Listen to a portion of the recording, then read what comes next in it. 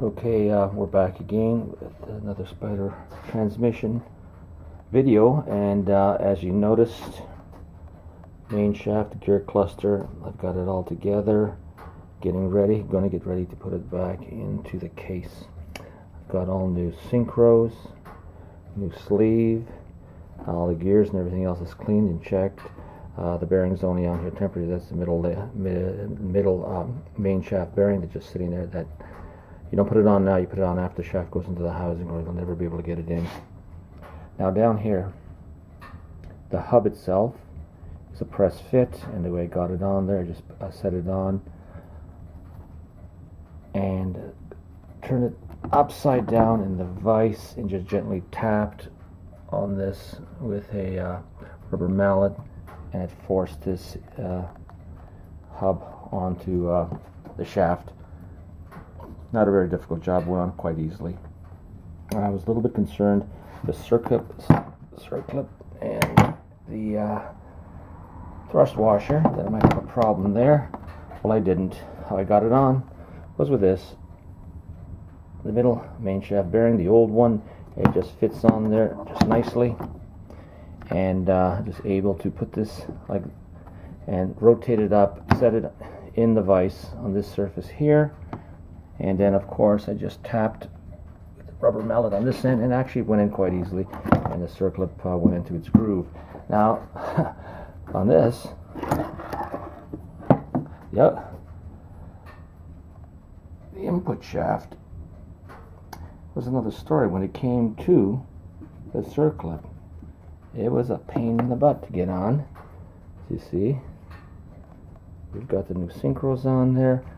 Got the bearing ready to go, the new bearing.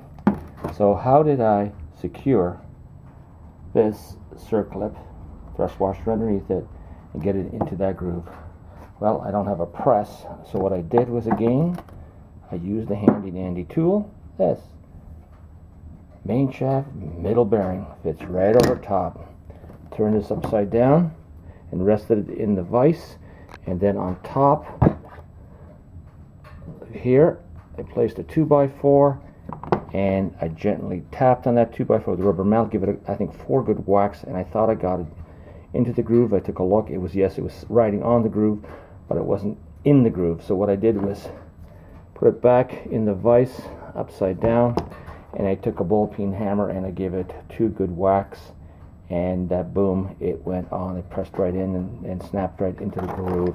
So I'm very pleased with that. As you notice, there's no damage anywhere. And actually, I watched a couple of videos, some European videos, and that's how they put a lot of these transmissions together, using different types of hammers instead of presses. You know, whether it's a plastic mallet, rubber mallet, ball peen, aluminum, bronze, whatever, brass, whatever. It all went together. And so there we are. Yeah, ready to go. I'm very happy. It's been a long time, simply because I'm doing other things. I'm just letting this kind of coast. It's been a few months. And just remember, when you remove everything, to make it go back into the same orientation in the same way, make sure you lay it out somewhere along here in a pan on your table, and in the order they came off, and that's the way it's going to go back in, and it went in pretty easily. So yeah, I'm very, very pleased with that.